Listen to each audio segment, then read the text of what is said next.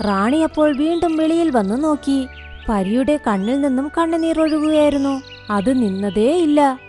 പരി, വാ, നിന്നെ ഒരു സ്ഥലത്തേക്ക് ഞാൻ കൊണ്ടുപോകാം. അവിടെ പോയാൽ നീ ഒരുപാട് സന്തോഷിക്കും. വാ എന്റെ കൂടെ.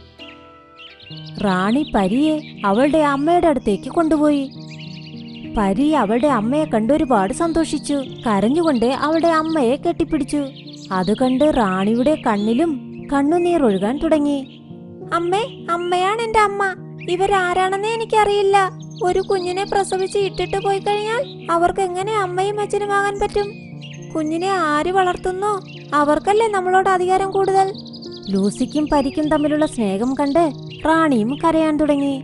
അവൾക്ക് അവൾ ചെയ്ത തെറ്റ് മനസ്സിലായി. എന്നോട് ക്ഷമിക്ക്. സോറി, ഞാൻ നിനക്ക് ഒരിക്കലും നല്ല അമ്മ ആവില്ല. എന്നാൽ ലൂസി അങ്ങനെയല്ല. നിന്നെ അവൾ വളരെ നന്നായി നോക്കുന്നുണ്ട്. നീ ലൂസിയുടെ കൂടെ ജീവിക്ക്. ഇനി നിങ്ങളെ ശല്യം ചെയ്യാൻ ഞാൻ വരികയില്ല.